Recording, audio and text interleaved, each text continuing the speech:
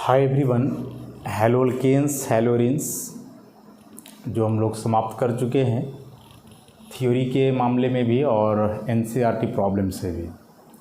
आज के इस लेक्चर से हम लोग जो है ना कुछ एमसीक्यूज क्वेश्चंस करने वाले हैं इस चैप्टर से, ऑब्जेक्टिव टाइप क्वेश्चन।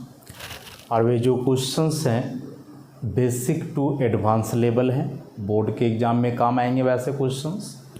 और आगे यदि आप कोई कॉम्पिटिटिव एग्जामिनेशन देते हो, नीट वगैरह का है, एमसेट, कोई आईआईटी वगैरह, तो वहाँ भी काफ़ी हेल्पफुल हो जाएगा यह लेक्चर। मतलब ये जो टॉपिक हम प्रैक्टिस सेट तुम्हें करवा रहे हैं, प्रैक्टिस सेट का पूरा मटेरियल आपको मिल जाएगा और सॉल्यूशन इसका जो है वीडियो से देखना होगा। अपने से प्रयास करोगे, कर पाओ तो ठीक, नहीं तो सॉल्यूशन अवेलेबल है, इस लेक्चर को देख करके आप करते जाओगे। इसमें से बहुत सारे क्वेश्चंस वैसे हैं जो already previous years NEET, IIT वगैरह में पूछे जा चुके हैं और स्टेट बोर्ड का जो कॉम्पिटिटिव एग्ज़ाम होता है उन सब में पूछे जा चुके हैं। तो थोड़ा सीरियसली लेना है इन टॉपिक्स को। सबसे पहला क्वेश्चन इसका है क्या, एक कंपाउंड दे करके रखा है, इसका आईयूपीएसी नाम पूछा है।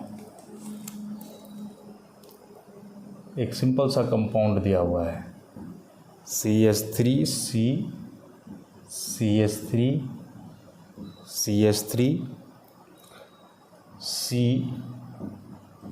CH3, CH3, Cl। 4 ऑप्शंस दिए हुए हैं, ठीक है। ऑप्शंस लिखने का कोई मतलब है नहीं, बस इसका आईयूपीएसी नेम पूछा है तो हम डायरेक्टली आईयूपीएसी नाम इसका लिख देते हैं, फिर जो ऑप्शन है उसको टिक कर लेंगे हम लोग। हैलोजन को प्रायोरिटी देते हुए नंबरिंग हम लोग इस तरफ से करने वाले हैं 1 2 3 4 ऐसा। तो जब इसका नाम लिखोगे तो क्या हो जाना चाहिए, 2 क्लोरो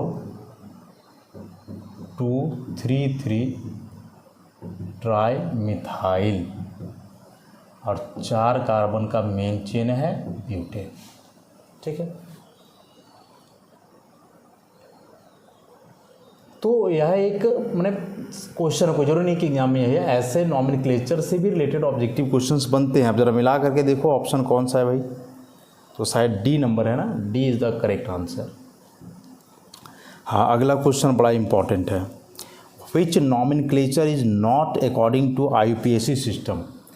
4 कंपाउंड है, चारों का आईयूपीएसी नाम लिखा हुआ है, देखो जरा इधर, BrCH2 CH double bond CH2 नाम इसका लिखा हुआ है, 1 ब्रोमो प्रोप 2 इन।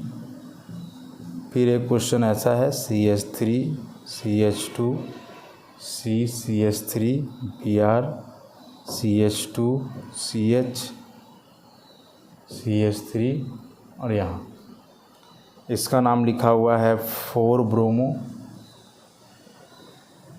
2 4 डाईमिथाइल हेक्सेन। सी नंबर में है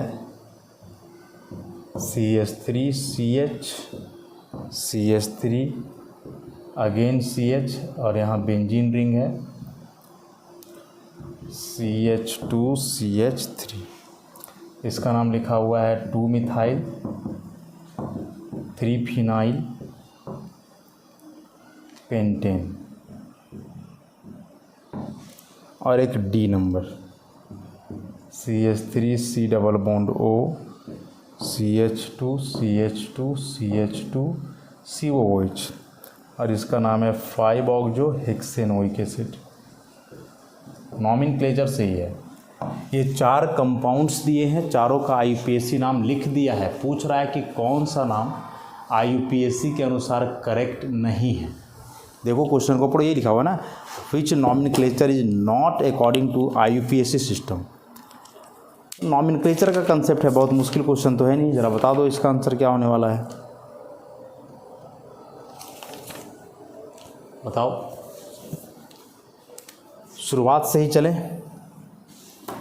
हैलोजन और डबल बॉन्ड दोनों एक कंपाउंड में यदि प्रेजेंट हैं एक साथ, तो हम जानते हैं कि प्रायोरिटी किसे दिया जाता है, डबल बॉन्ड को। मतलब कि यहाँ से नंबरिंग 1 2 3, तो इसका करेक्ट नाम होना चाहिए था 3 ब्रोमो प्रोपीन, प्रोप 1 भी नहीं, प्रोपीन ऐसा। लेकिन इसने क्या करा कि ब्रोमीन जिस कार्बन से जुड़ा था उसको 1 मान लिया, ब्रोमीन को प्रायोरिटी दे दिया, जबकि प्रायोरिटी डबल बॉन्ड को देना चाहिए था ना। तो यहीं गड़बड़ निकल गया। बाकी आगे चेक कर लो, करना है तो। एक इसमें भी संदेह लग रहा होगा कि इसमें नंबरिंग इधर से होता 1 2 3, क्या है कि 3 पे ब्रोमो आता है, इधर से 1 2 3 4 पे आता है। देखो ये 3 ग्रुप को याद रखना है, हेलोजन, नाइट्रो और ईथर। ये तीनों है भले फंक्शनल ग्रुप, लेकिन नाम इनका ऑलवेज सब्स्टिट्यूएंट के जैसा लिखाता है, नाम इनका ऑलवेज सब्स्टिट्यूएंट के जैसा लिखाता है। मतलब ये ऑलवेज सब्स्टिट्यूएंट ही कंसिडर किए जाते हैं। और यदि ये सब्स्टिट्यूएंट कंसिडर किए जाएंगे तो अल्काइल भी सब्स्टिट्यूएंट, ये भी सब्स्टिट्यूएंट, तो फिर हम देखेंगे कि वह सब्स्टिट्यूएंट की तरह से नज़दीक। हाँ, ऐसा रहता कि जैसे इधर से 1 2 3 पे हेलोजन है, इधर से 3 पे अल्काइल रहता, देन हम हेलोजन को प्रीफर करके इधर से चलते। लेकिन इस तरफ से हम देख रहे हैं तो अल्काइल सेकेंड पे है, इधर से हेलोजन थर्ड पे आ रहा है, तो दोनों सब्स्टिट्यूएंट ही है, नाम तो दोनों का सब्स्टिट्यूएंट के रूप में लिखाता है। तो इस केस में फिर हम इधर से ही चलेंगे, 1 2 3 4 5 6, तो 4 ब्रोमो, 2 और 4 पे डाइमिथाइल, उसके बाद 6 कार्बन का हेक्सेन। बाकी उधर ठीक ठाक ही होगा, इधर से 1 2 3 पे सब्स्टिट्यूएंट, इधर से 1 2 पे, तो इधर से ही नंबरिंग है ऐसा। 2 मिथाइल 3 फिनाइल पेंटेन, इसमें भी कार्बोक्सिलिक एसिड मेन है, तो 5 पे कीटोन का ऑक्सो होता है और हेक्सेनोइक एसिड। ठीक है, तो शुरुआत वाला ही गलत था। तो ऐसे उल्टा भी पूछ सकता है, कंपाउंड का आईपीएसी नाम पूछ दिया, यहाँ आईपीएसी नाम लिख दिया और बोला कि बताओ कौन सा आईपीएसी नाम सही नहीं है ना। किसी भी तरीके से पूछ सकता है।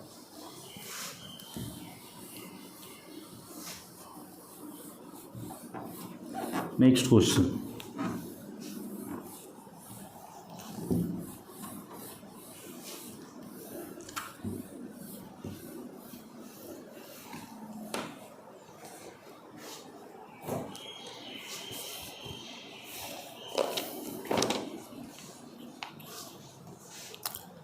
क्वेश्चन नंबर 3 क्या है, दिया हुआ है कंपाउंड R2-आयोडो butane is treated with sodium iodide in acetone and allowed to stand for a long time. और यहाँ 2-आयोडो तो नहीं होना चाहिए था ना, क्या कि रिएक्शन भी करवा रहा है आयोडो से ही।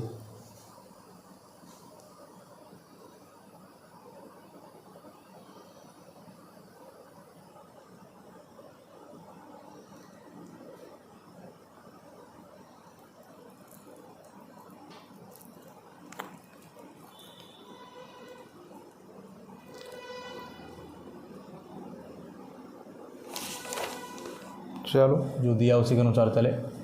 R2-आयोडो ब्यूटेन दिया हुआ है, ठीक है। कह रहा है कि इसका रिएक्शन हम करवाते हैं NaI एसीटोन से, ठीक, and allowed to stand for a long time. Stand मैंने छोड़ देना है, फॉर ए लॉन्ग टाइम। तो जो प्रोडक्ट बनेगा वह क्या बनेगा, R2-आयोडो ब्यूटेन ही रहेगा या फिर S2-आयोडो ब्यूटेन बनेगा या फिर प्लस माइनस 2-आयोडो ब्यूटेन बनेगा या फिर प्लस माइनस 1,2-डाई-आयोडो ब्यूटेन बनेगा। स्टीरियो केमिस्ट्री जो है ना इसमें एडजस्ट कर दिया है, मतलब ये बोर्ड लेवल का तो क्वेश्चन नहीं है। देखो सबसे पहले इस पे तुम गौर करो, इस पे 2-आयोडो ब्यूटेन है ऐसा, इस तरीके से। यह जो है इसमें कायरल कार्बन है। अब तुम इसका स्ट्रक्चर इस तरह से लिखो कि यह R कॉन्फ़िगरेशन का बने, चाहे फ्लाइंग वेज में लिखो या फिशर में लिखो, जिससे भी लिखो। फिशर में लिखना ज़्यादा आसान है तो उसी से कर देते हैं। R बनाने के लिए यहाँ CH2CH3 कर दो, यहाँ CH3 कर दो, ठीक है। नंबरिंग यहाँ से है 1 2 3 4, यहाँ से हो जाएगा 1 2 3 4, यहाँ कायरल सेंटर है। तो R यदि इसे बनाना है तो यहाँ H को कर दो, यहाँ आयोडीन को कर दो। अब यार कैसे हो जाएगा, देखो यह नंबर 1 हो जाएगा प्रायोरिटी के हिसाब से, ये 2 हो जाएगा, ये 3 हो जाएगा, ये 4 हो जाएगा। तो 1 से 2 और 2 से 3 लेफ्ट जा रहा है तो S होना चाहिए, लेकिन नहीं होगा क्योंकि लोवेस्ट प्रायोरिटी का ग्रुप वर्टिकल लाइन में नहीं है, तो उल्टा आ जाएगा R फॉर्म, ठीक है। तो ये हो गया। अब कह रहा है कि हम इसका रिएक्शन जो है ना वो करवाने वाले हैं सोडियम आयोडाइड से एसीटोन में, ठीक। अब सोडियम आयोडाइड में हम जानते हैं कि यह जो आयोडाइड आयन है यह एक बेहतर न्यूक्लियोफाइल है, good nucleophile, as well as good leaving group, as well as good leaving group. जितना आसानी से जुड़ता है उतना आसानी से हटता भी है, बॉन्ड काफ़ी वीक है, हटता भी है और जुड़ता भी है आसानी से। तो कह रहा है कि जब इसका रिएक्शन करवाएंगे भाई तो बनेगा क्या, बताओ क्या बन सकता है। तो देखो फर्स्ट ऑफ ऑल यह जो हेलाइड दिया हुआ है सेकेंडरी हेलाइड है, कैसा है, सेकेंडरी है, 2 डिग्री। अब 2 डिग्री में हम पढ़ें कि 2 डिग्री जितना SN1 कर सकता है उतना ही SN2 भी कर सकता है, दोनों में इक्वली या इन्वॉल्व होता है। जो सेकेंडरी अल्काइल हेलाइड हैं वे SN1 SN2 में दोनों बराबर है। 3 डिग्री SN1 में सबसे ज़्यादा है तो SN2 में सबसे कम, 1 डिग्री SN1 में सबसे कम है तो SN2 में सबसे ज़्यादा। लेकिन 2 डिग्री तो बीच में आ गया ना, जितना रिएक्टिव SN1 के लिए होगा उतना ही रिएक्टिव SN2 के लिए होगा। तो यदि SN2 होगा तब तो सिंगल प्रोडक्ट बनता है, और भी इन्वर्जन ऑफ कन्फिग्रेशन से, वो भी क्या चीज़ से बनता है, इन्वर्जन ऑफ कन्फिग्रेशन से। तो जब यहाँ से SN2 करवाओगे आयोडाइड का तो ये यहाँ से निकलेगा और ये इधर से अटैक करेगा, और यदि ऐसा हुआ तो इन्वर्जन ऑफ कन्फिग्रेशन होगा, मतलब ऐसा बनेगा CH2 CH3 और इधर चला जाएगा H और यहाँ आ जाएगा I, मैंने अभी 1 2 3 4 ऐसे R होना चाहिए लेकिन नहीं होकर के S होगा। तो SN2 रिएक्शन जा कर के यदि हुआ तब जा कर के आपको केवल और केवल S मिलेगा इन्वर्जन। लेकिन हम बोले कि यहाँ चांसेस दोनों का है, SN1 का भी और SN2 का भी, क्योंकि जो हेलाइड दिया है वो बीच का दिया है सेकेंडरी। और यदि SN1 होता है तो हम पढ़ें कि SN1 में रेसमिक मिक्सचर बनता है, मतलब इसमें R भी बन सकता है, इसमें S भी बन सकता है, दोनों। तो यहाँ तो S बन ही रहा था तो ये S और S तो सेम ही रह जाएगा ना, तो यहाँ से R भी आ जाएगा। मतलब ये हुआ कि रिएक्शन में R भी बनेगा, S भी बनेगा, मतलब प्लस फॉर्म भी बन सकता है, माइनस फॉर्म भी बन सकता है, मतलब रेसमिक मिक्सचर बनेगा।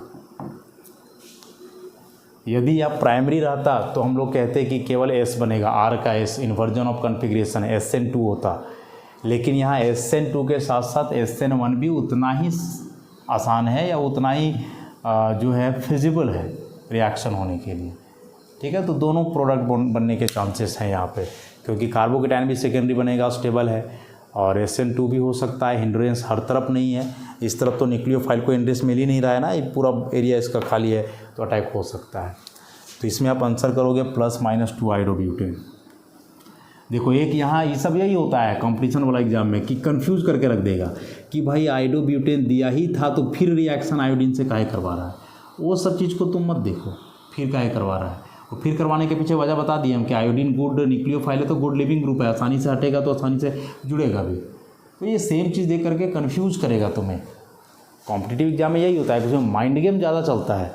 सिंपल चीज़ भी ऐसे पूछ देगा तुम्हें कि लगेगा कि पता नहीं क्या पूछ दिया, और वहाँ फंस जाओगे, ठीक है। तो इसमें भाई कंसेप्ट यूज हो रहा था स्टीरियो का, SN1 SN2 का।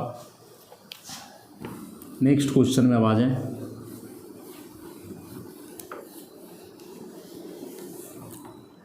तो इसका ऑप्शन तुम लोग कर लिए ना, ठीक है।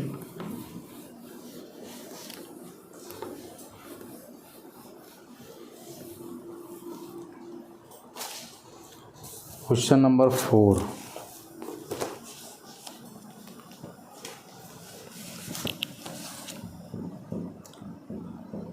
क्लोरोबेंजीन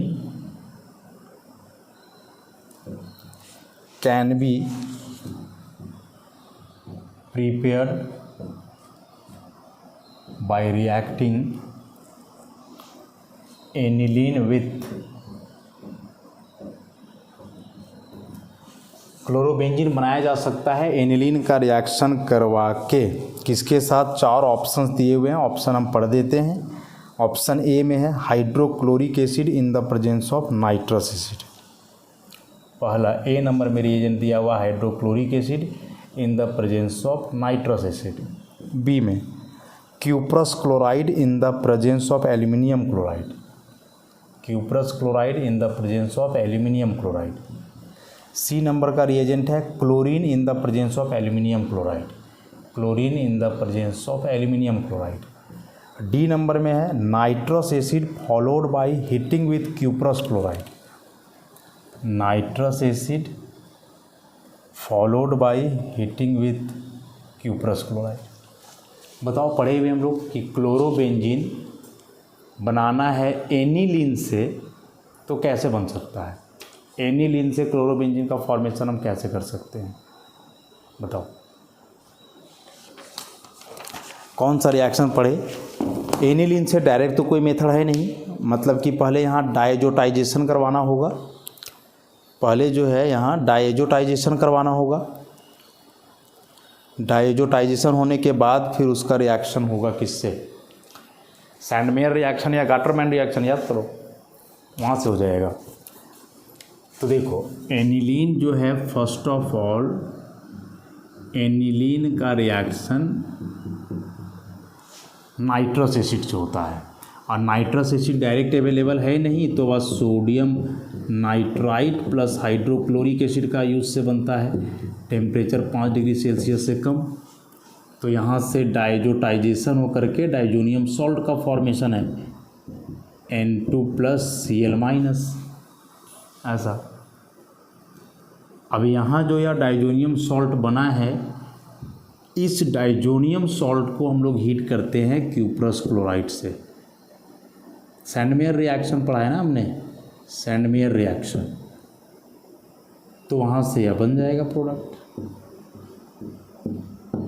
Cl + N2+CuCl वगैरह। तो सबसे पहले नाइट्रस एसिड का यूज हुआ ना, डायरेक्ट नाइट्रस एसिड नहीं रहता है, लेकिन रिएक्शन तो उसी से होता है, और उसके बाद CuCl। So the correct answer is D. अब यहाँ दे दिया है Cl और HNO2, ये दोनों कहाँ इन्वॉल्व होता है? HNO2 बनाने के लिए HCl चाहिए होता है सोडियम नाइट्राइट से कंबाइन करवाने के लिए। ये सब तो बेकार का है, सो डी नंबर इसका सही आंसर होगा। इसमें 2 रिएक्शन इन्वॉल्व थे, डायजोटाइजेशन और सैंडमेयर। नेक्स्ट क्वेश्चन तो डायरेक्ट है, क्वेश्चन नंबर 5 कि the raw material for rustic process is. Rustic process involve होता किसके लिए है? फिनॉल बनाने के लिए। और किससे होता है? तो क्लोरोबेंजीन से। रास्टिक प्रोसेस शायद इस चैप्टर में हम लोग नहीं पढ़े होंगे, लेकिन इसमें यूज होता है ना क्लोरोबेंजीन का, इसलिए क्वेश्चन इससे पूछ दिया है। क्वेश्चन नंबर 5,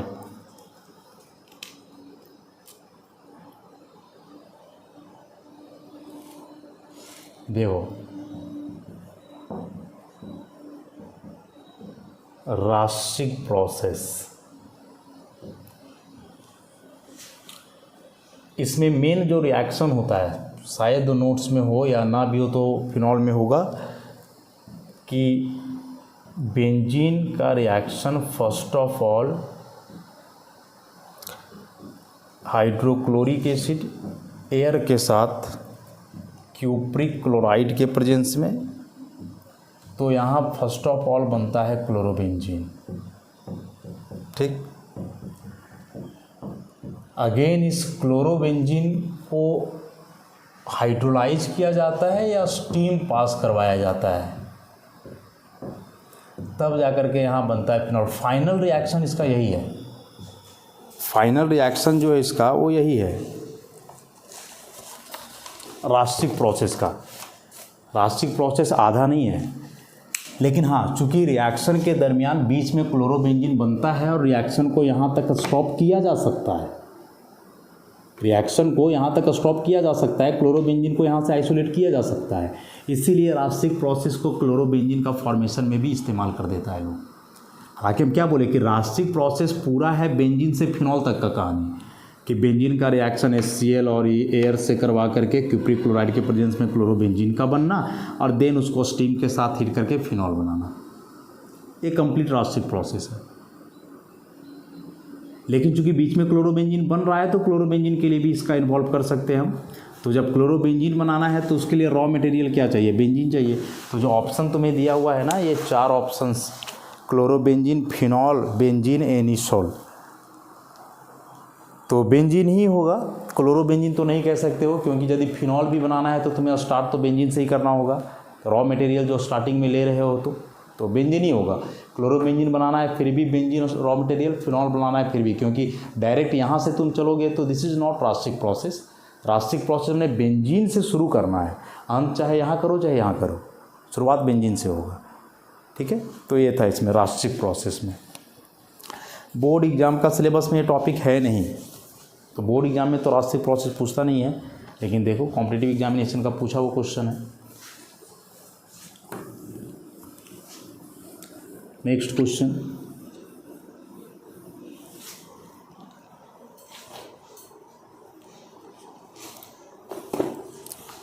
क्वेश्चन नंबर 6 कह रहा है methyl bromide reacts with AgF to give methyl fluoride and AgBr, this reaction is called, direct definition पूछ दिया है, ये तो किए हुए हम लोग पीछे बहुत। मिथाइल ब्रोमाइड सिल्वर फ्लोराइड के साथ हीट हो रहा है तो मिथाइल फ्लोराइड बन रहा है, तो क्लोरो और ब्रोमो अल्केन को फ्लोरो अल्केन में बदल जाता है मेटल फ्लोराइड से हीट करके, तो क्या कहलाता है reaction, Swarts reaction. Option number B is the correct, 20 में करेक्ट आंसर हो गया। ये डायरेक्ट था, तो वही बोले कि बेसिक टू एडवांस लेवल के क्वेश्चंस रहेंगे प्रैक्टिस सेट में, ये बेसिक लेवल का क्वेश्चन है। अब इसके बाद का क्वेश्चन देखो एडवांस लेवल का, क्वेश्चन नंबर 7 क्या है, in solvents like DMSO, acetonitrile, F- ions dissolved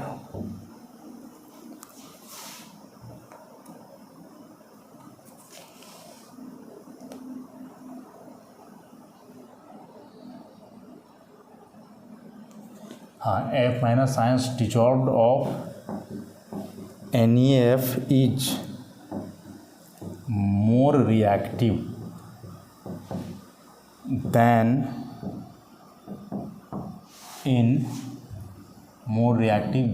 in methyl alcohol, explains। 4 options दिए हुए हैं, CH3OH is more polar than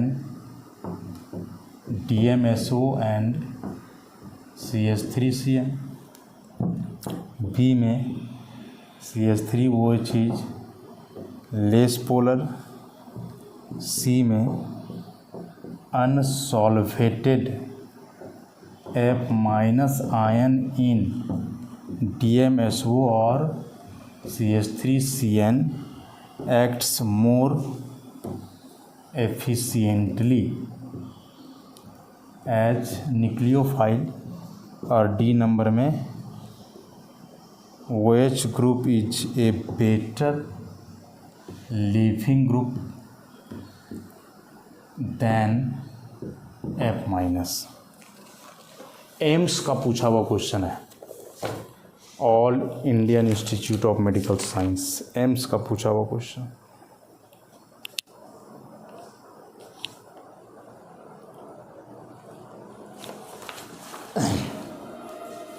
solvent का ही कंसेप्ट है। सॉल्वेंट से रिलेटेड हम लोग कोई क्वेश्चन एनसीईआरटी वगैरह कर रहे थे, वहाँ चर्चा किए थे।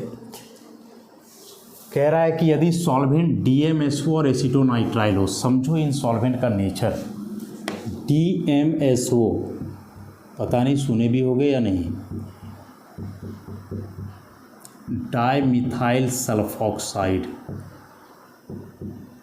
डाइमिथाइल सल्फॉक्साइड, और दूसरा एसीटोनाइट्राइल मतलब मिथाइल साइनाइड, एसीटोनाइट्राइल।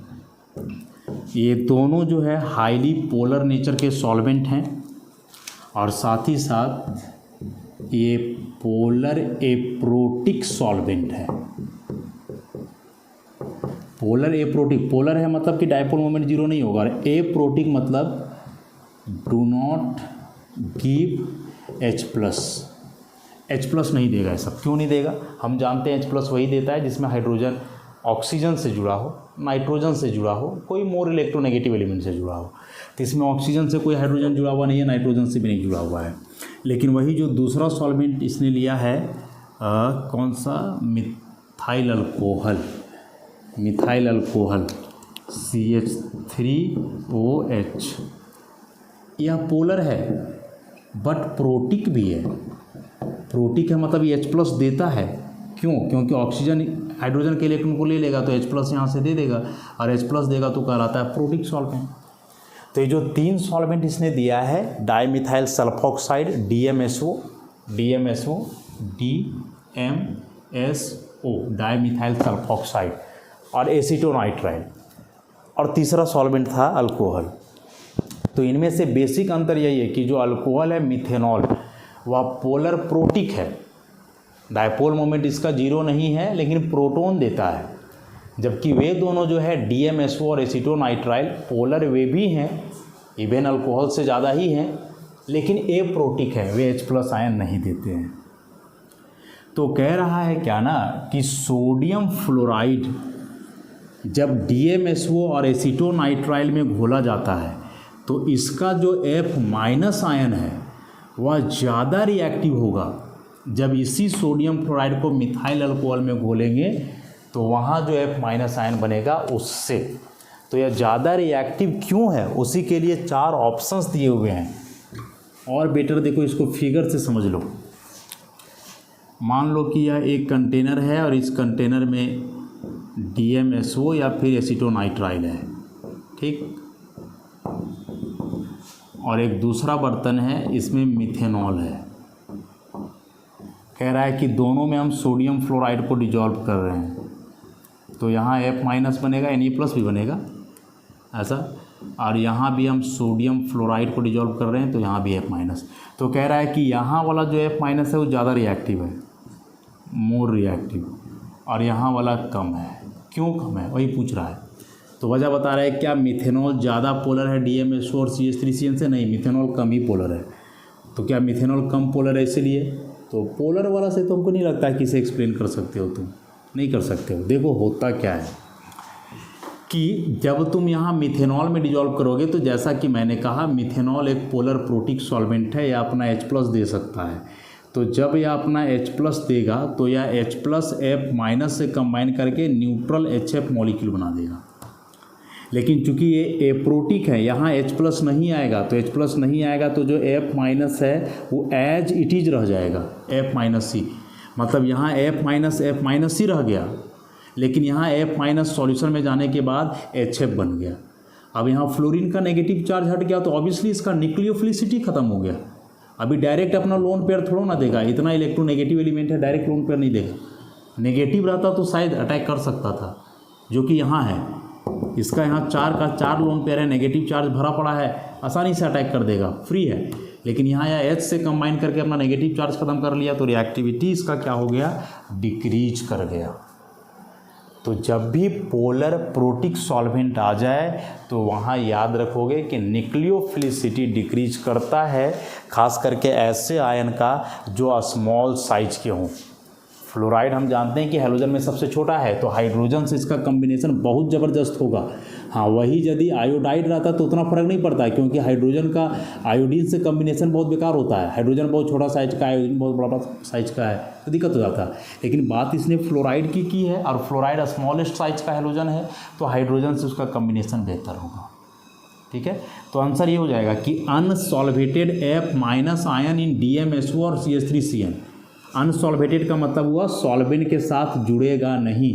जैसे यहाँ मिथेनॉल के साथ F माइनस जुड़ गया तो F माइनस का सॉल्वेशन हो गया, सॉल्वेंट से जुड़ गया, जबकि इसमें सॉल्वेंट से नहीं जुड़ा तो अनसॉल्वेटेड रहा। तो यह अनसॉल्वेटेड मतलब फ्री फ्लोराइड आयन जो है DMSO और CH3CN में, वो बोल रहा है कि ज़्यादा एफिशिएंट है न्यूक्लियोफाइल के लिए, और वजह कि इसका नेगेटिव चार्ज वैसे ही रहा, जबकि यहाँ नेगेटिव चार्ज क्या हो गया, ख़त्म हो गया। और ये तो बेकार का ऑप्शन है। OH ग्रुप ही जब better leaving group F minus हो नहीं सकता है। OH बड़ा बेकार लिविंग ग्रुप है, F माइनस भी बेकार लिविंग ग्रुप है, दोनों का दोनों। समझ गए? तो ये रहा इसका एक्सप्लेनेशन। काफ़ी हाई स्टैंडर्ड क्वेश्चन था। सॉल्वेंट का नॉलेज होना बहुत ज़रूरी है। SN1 SN2 रिएक्शन जब बता रहे थे ना, वहाँ शायद चर्चा किए थे, और जब न्यूक्लियोफाइल वगैरह बता रहे थे उसमें भी डिस्कशन था इस चीज़ का। जब न्यूक्लियोफिलिसिटी को एक्सप्लेन करा था हमने GOC जब पढ़ा रहे थे वहाँ, तो यदि पढ़े होगे और उतना ध्यान में होगा तो ये क्वेश्चन कोई बड़ा बात नहीं है। तो करेक्ट आंसर इसका C नंबर है, ध्यान रखोगे, वजह बता दिए। तो आज के लिए इतना ही, बाकी नेक्स्ट लेक्चर से इसे हम कंटिन्यू करेंगे। धन्यवाद।